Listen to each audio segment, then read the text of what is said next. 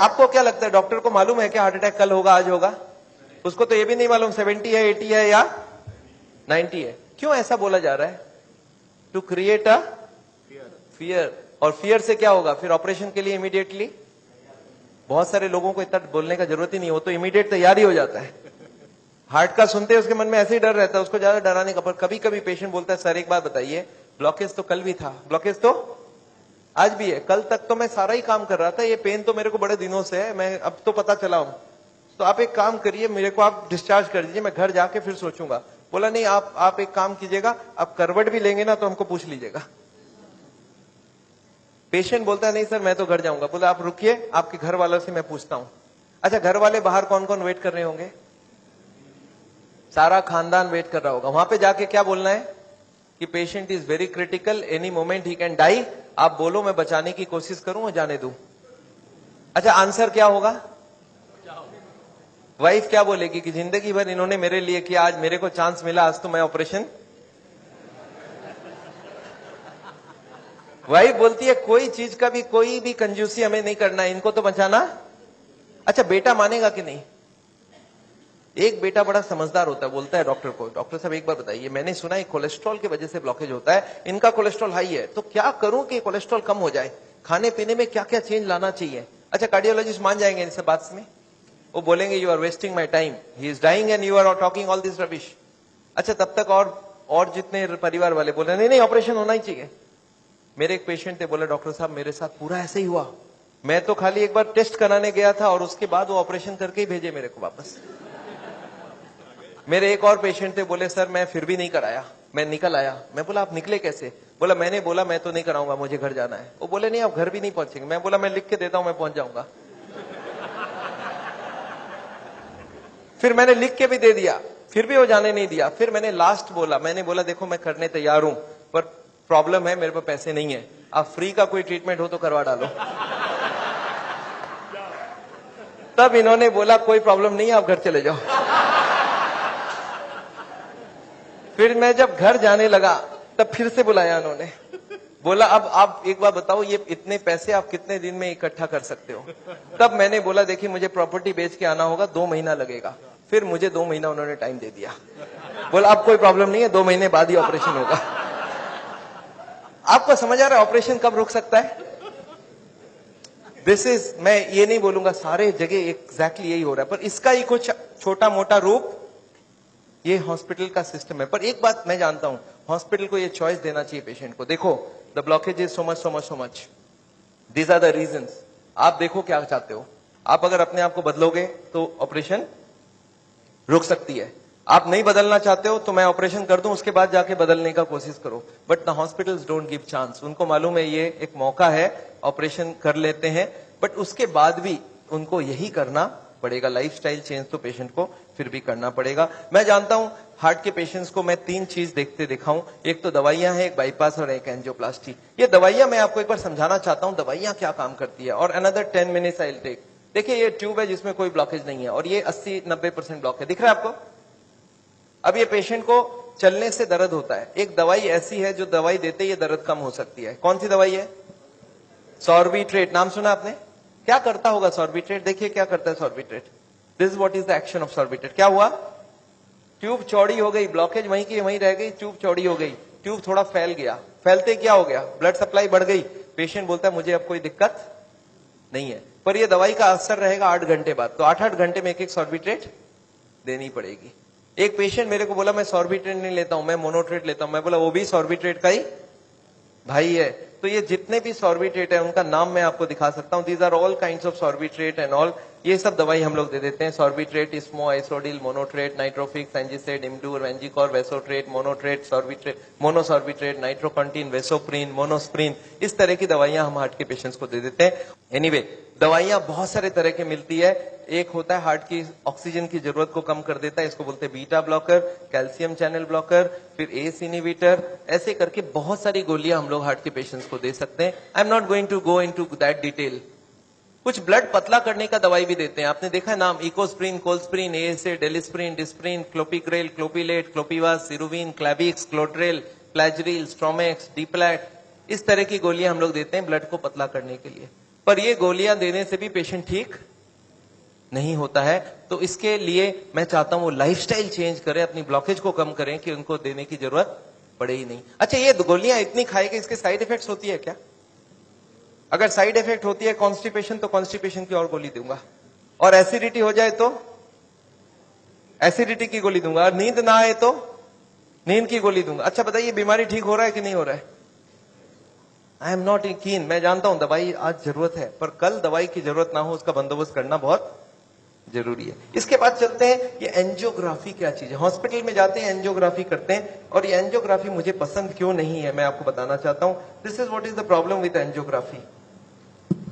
एक तार आपकी पूरे बॉडी को स्क्रैच करके हार्ट तक लेके जाना है। ये तार यहां से जो घुसेगी, 1 meter wire is inserted into the body till it reaches the heart. It is a blind procedure. Blind मतलब क्या?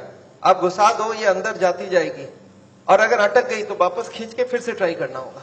मतलब वो अंदर स्क्रैच करेगा ही करेगा, पूरे बॉडी को स्क्रैच करती है। वो लिखवा लेते हैं कि अगर हार्ट अटैक हो गया तो मेरी कोई जिम्मेवारी नहीं है, और ये पूरे बॉडी को ये पंक्चर भी कर सकता है। मैंने ऐसे ऐसे पेशेंट देखे हैं कि एंजियोग्राफी के वक्त ही डेथ हो गई। एंजियोग्राफी में पैर को काटना पड़ा अल्टीमेटली, क्योंकि वो पैर की ट्यूब को डैमेज कर दिया।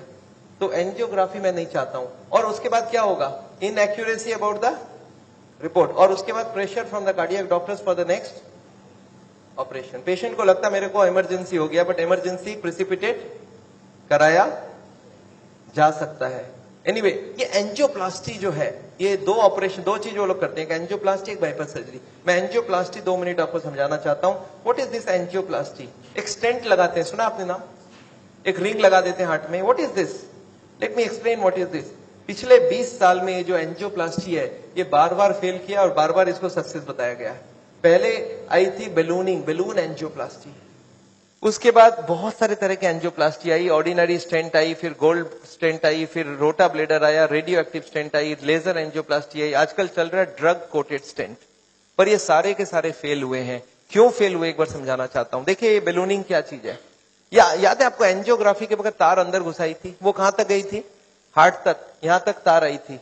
इस तार के ऊपर ये बैलून होता है। इस तार को थोड़ा सा धक्का मारते हैं, कभी कभी कार्डियोलॉजिस्ट तार को अंदर रख के बाहर आ जाते हैं, आके बोलते हैं देखो तार अंदर है, बोलो तभी खोल दूं। आप बोलते हैं चलो खोल दो, कितने लगेंगे? 2 लाख लगेंगे। 2 लाख दे दिया। अब ये तार को ये लोग धक्का देते हैं थोड़ा और, तो तार की जो बैलून है ये बीचों बीच आ जाती है ब्लॉकेज में। अब इस बैलून में पानी डालना होता है।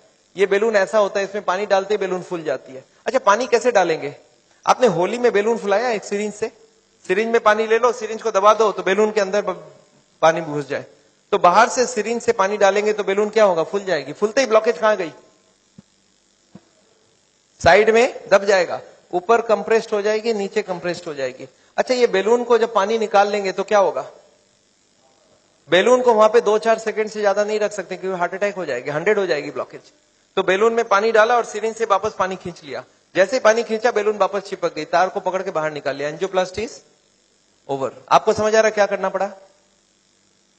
ये तार यहां थी, इसी को थोड़ा आगे किया, बैलून डाल, पानी निकाल लिया और ब्लॉकेज वापस। अच्छा, ब्लॉकेज वापस आ जाएगी नहीं आ जाएगी इसके बाद? क्या लगता है आपको? This is elastic. इलास्टिक समझते हैं आप? ये लोहा या पत्थर नहीं, इलास्टिक है। और जैसे ही बैलून निकाल लिया, ब्लॉकेज वापस आने लग गई। थोड़े साल बाद यही कार्डियोलॉजिस्ट मान गए बैलूनिंग काम की नहीं है। पहले क्लेम किया था बैलूनिंग एक बार कराओगे जिंदगी भर चलेगी, फिर मान गए काम की नहीं है। फिर क्या हो गया?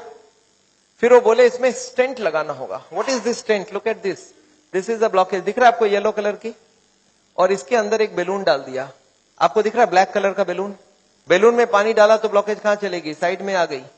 जब बैलून निकाल लेंगे तो ब्लॉकेज वापस आएगी। तो यहाँ पे एक स्प्रिंग लगा देते हैं। ये स्प्रिंग क्या काम करेगा?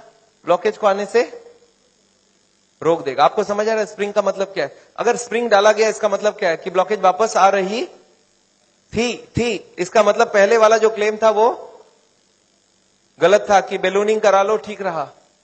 इसके बाद ये जो स्टेंट लगी, स्टेंट का एक मेजर प्रॉब्लम है कि इसके अंदर से ब्लड जाएगी, और फॉरेन बॉडी के अंदर ब्लॉकेज बहुत जल्दी होती है। ये देखा गया है स्टेंट में 6 महीना 1 साल में सारे ब्लॉक आ जाती वापस। और ये जब वापस आने लगी तब इन्होंने थोड़े दिन तक तो बोला नहीं आती है। थोड़े दिन बाद इन्होंने बोला कि नहीं, ये स्टेंट तो खराब होगी, क्योंकि ये ऑर्डिनरी स्टेंट है, इसमें एक मेडिकेटेड स्टेंट देना होगा। वो दवाई में डाल के स्प्रिंग को निकाल लेंगे, अब बहुत बढ़िया हो जाएगा।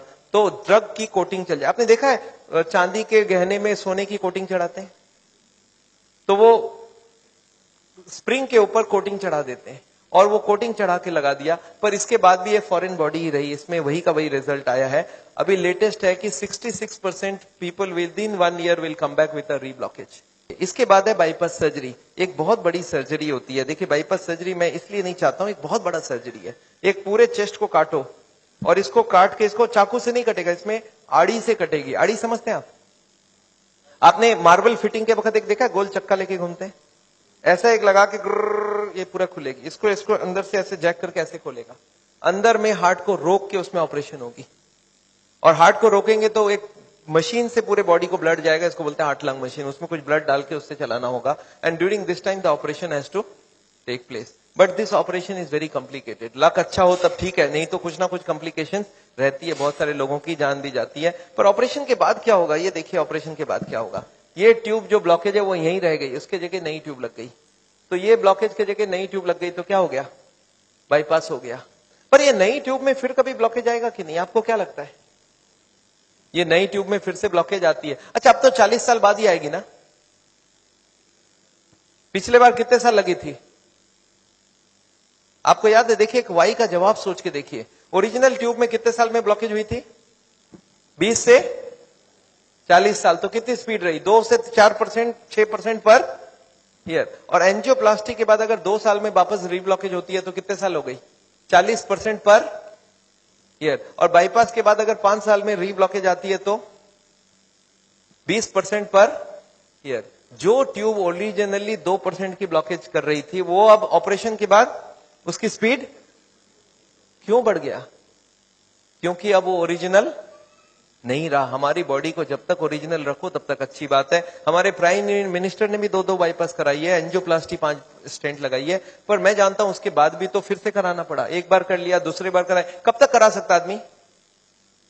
और मैं जानता हूं बॉडी में एक बार कॉम्प्लिकेशन कराना, उनके लिए तो चलो बहुत बड़ा टीम लगेगा। हर आदमी के लिए इतनी बड़ी टीम नहीं भी लग सकती है और इतना बड़ा ऑपरेशन नहीं भी कर सकते ठीक से। पर मैं जानता हूं अगर ऑपरेशन बिना ही हमारी काम बन जाए, अगर हम लाइफस्टाइल को ही चेंज करके कर सकते हैं तो हम ऑपरेशन क्यों करवाएं? And this is what is the contention. Nevertheless मैं हार्ट के पेशेंट को एक ही चीज समझाता हूं कि ब्लॉकेज अगर रिवर्स करना है तो उसके लिए थोड़ा आपको एक्यूरेसी करना होगा। What is this accuracy? You understand? This is the accuracy. इस पिक्चर को आपने देखा है, इसमें एक्यूरेसी लिखा है। कितना एक्यूरेसी है इसका मतलब? मैं आपको समझाता हूं। ये एक ड्रम है, ये ड्रम में मैं पानी भरना चाहता हूं और इसमें 15 छेद है। आप बताइए कितनी छेद बंद करने से ड्रम भरेगी? याद है 15 कारण है। अब इसमें से कितने को कंट्रोल करूं कि ड्रम भर जाए? सारे को करना होगा। अच्छा मैं हार्ट के पेशेंट्स को क्या देखता हूं, उनको कुछ मालूम भी नहीं है इसके बारे में। वो क्या बोलते हैं, मेरा कोलेस्ट्रॉल कंट्रोल है, ट्राइग्लिसराइड ज्यादा है, शुगर कंट्रोल है, बीपी ज्यादा है। मैं बोला ऐसे नहीं चलेगा, सारे होल बंद चाहिए मुझे। बोलते मैं थोड़ा थोड़ा करूं तो कैसा चलेगा? मैं बोला थोड़ा थोड़ा से काम नहीं चलेगा। बोलते मेरा बीपी कम किया हूं पर पूरा कम नहीं कर रहा हूं, 120 नहीं ला रहा हूं, 140 ही रखा हूं। मैं बोला नहीं चलेगा, मुझे सारे फैक्टर्स एक साथ कंट्रोल चाहिए। हाँ इसके लिए शुगर, बीपी, कोलेस्ट्रॉल, ट्राइग्लिसराइड आपसे कम नहीं हो रहा, मैं दवाई देके कम कर देता हूं। पर स्मोकिंग आपको पूरा ही बंद करना होगा, खाने में तेल आपको बंद करना होगा, एक्सरसाइज आपको करना पड़ेगा, ओवरवेट कम करना होगा, खाना पीना में फाइबर ज्यादा डालना होगा। अच्छा ये सब संभव है क्या लोगों के लिए? यस, क्या प्रॉब्लम है? ये तो सिंपल सी बात है, इसको क्यों नहीं कर सकते? क्यों नहीं सिगरेट बंद कर सकते?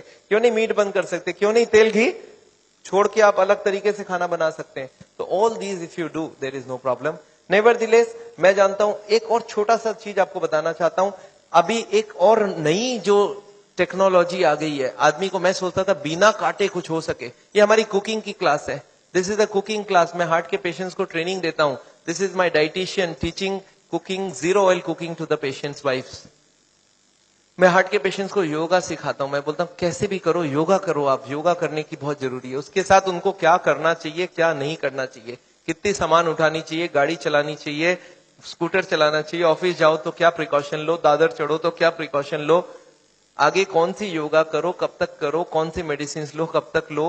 एंड फॉर दिस हाँ मैं एक मैगजीन भी निकालता हूं, इसका नाम है साउल टाइम्स। ये मैगजीन मैं हर महीने निकालता हूं, दिल्ली से निकलती है, हिंदी और इंग्लिश में। अच्छा आपको एक फॉर्म दिया गया है क्या? ऐसा देखिए तो, have you got a form like this? ये फॉर्म में अगर आप अपनी नाम एड्रेस भर के देंगे तो आपको ये मैगजीन आगे आपको मिलता रहेगा हर महीने। हिंदी में इंग्लिश में दोनों में मैगजीन है। और इसके साथ एक छोटा सा और क्वेश्चन ये रखा है कि यहां पे अगर हम लोग ऐसा कोई कैंप करवाएं So how many people will be interested to join such a camp? एक दिन का या 2 दिन का ऐसा एक कैंप अगर हम करवाएं तो कोई इंटरेस्टेड हो तो प्लीज फिल इट अप। मेरे को लोग बोलते हैं डॉक्टर साहब इतनी सारी बातें अगर कैसे याद रखूंगा, मैंने बहुत मोटी मोटी किताब लिखी है। आदमी बोलता है सर छोटा सा कुछ दीजिए ना कॉपी, तो मैंने एक ऐसी किताब बनाई है जिसका नाम है पॉकेट गाइड। एक 30 रुपीज की किताब है, कोई 2 घंटा बैठ के पढ़ ले तो जितनी बातें मैंने बताई है सब इसमें लिख के रखा है। So this book I have brought over here. मेरे ख्याल से बाकी बुक्स तो मैं नहीं ला सकता हूं क्योंकि hundreds of books are there, तो मैं ये बुक लाया हूं। कोई को लगता है कि मैं पढ़ना चाहता हूं और कोई को पढ़ाना चाहता हूं, हार्ट के पेशेंट को जरूर पढ़ाइए। 30 रुपीज की गिफ्ट होती है, you can give it to anybody and they will learn things from the book. तो ये बहुत जरूरी है। मैं जानता हूं, मैं ये मैगजीन पिछले 10 साल से रन करता हूं and it is gone all over the world. मैं एक नई टेक्निक आपको इसी वक्त बताना चाहता हूं। There is a new machine which has come which can open the collaterals. देखिए कोलैटरल्स का क्या मतलब है, ये ब्लॉकेज है। बाईपास सर्जरी में क्या करते हैं, एक नई ट्यूब लगा देते हैं। इसमें क्या करते हैं, जो हार्ट की ये ब्रांच है और ये ब्रांच है, इनको जोड़ देते हैं आपस में and there are so many small tubes, जो इसको जुड़ जाए तो ब्लड यहां से आने लगे।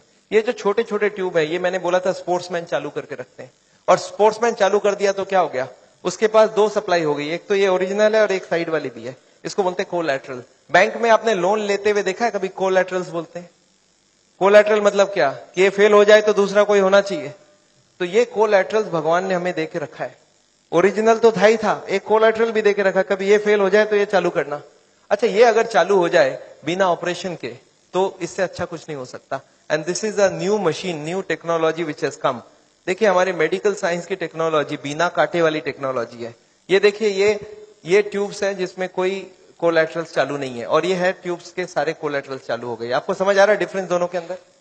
ये जो छोटे छोटे कोलैटरल्स है ये हमारे सबके पास है, और एक मशीन से इसको या तो स्पोर्ट्स करके चालू कर सकते हैं या तो एक मशीन से चालू कर सकते हैं। ये मशीन क्या करती है सोचिए, ये जैकेट्स लगा दिया हमने कफ में, थाई में, बटक्स में, और सारे को एक साथ स्क्वीज कर दूं तो क्या होगा, इसकी ब्लड कहां जाएगी, बॉडी में ही रहेगी, पर कहां जाएगी, ये हार्ट के तरफ जाके हार्ट की ट्यूब्स को धक्का देके प्रेशर देके इसको खोलेगी।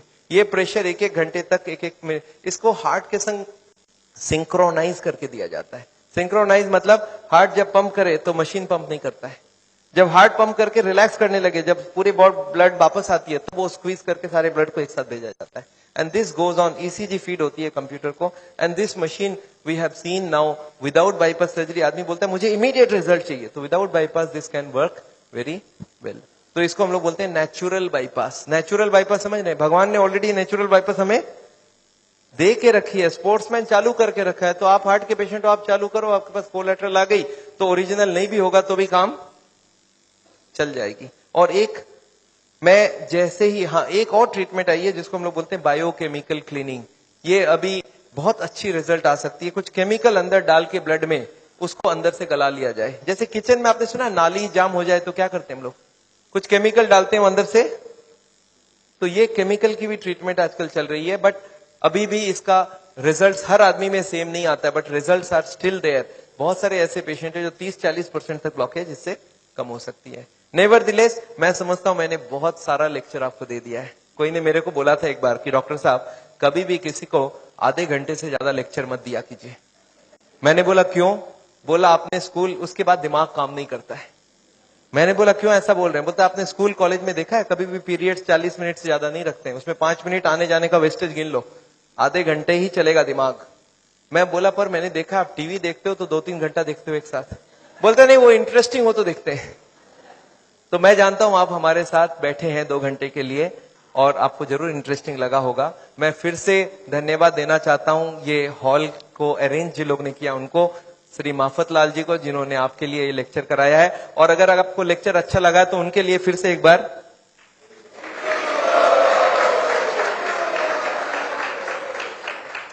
I just wanted to formally thank Dr. Chajjar for a wonderful, not only a wonderful talk, but highly personal and very interactive, and particularly the stamina and energy that he's shown at the end of the day.